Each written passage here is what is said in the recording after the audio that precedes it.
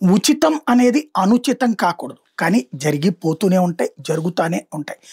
అందులో ప్రధానంగా ఫ్రీ బీస్ అనేటటువంటిది ఏ స్థాయికి తీసుకువెళ్తున్నారు అంటే ఇప్పుడు ఒక ఉచిత బస్సు ఇచ్చారంటే నీకు కావాల్సిన చోటుకెళ్ళు. నీ పుట్టింటికెళ్ళాలనుకుంటున్నావా? నీ స్నేహితుల దగ్గరికెళ్ళాలనుకుంటున్నావా? నీ వ్యాపారానికి వాడతావా? ఇది తప్పులేదు. కానీ ఫ్రీగా వస్తే ఫినాయిలైనా తాగేస్తామన్నట్టు ఇప్పుడు ఒక ఇష్యూ పెద్ద సంచలనం సృష్టిస్తోంది.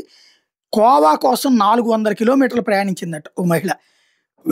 ఓ సంఘటన ఇప్పుడు విశాఖపట్నం నుండి వచ్చిన ఓ మహిళ 2 కోవా సీసాలు కొనుగోలు చేసిందట మందసలో. ఇదంతా ఏంటంటే విశాఖపట్నం నుంచి మందస కోవా తినడానికి వచ్చినట్టు మహిళను చూసి అక్కడ ఉన్న వాళ్ళందరూ ఆశ్చర్యపోయారు. విశాఖపట్నం ఉదయం ఆర్టీసీ బస్సు బయలుదేరి 11 నుంచి 11:30 మధ్య మందసకి వెళ్తుందట.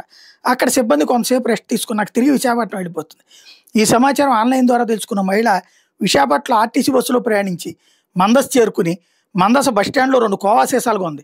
కొన్ని స్వీట్లు కోవా తిన్నాక తర్వాత మళ్ళీ రిటర్న్ బస్సులో అదే బస్సులో ప్రయాణమైంది.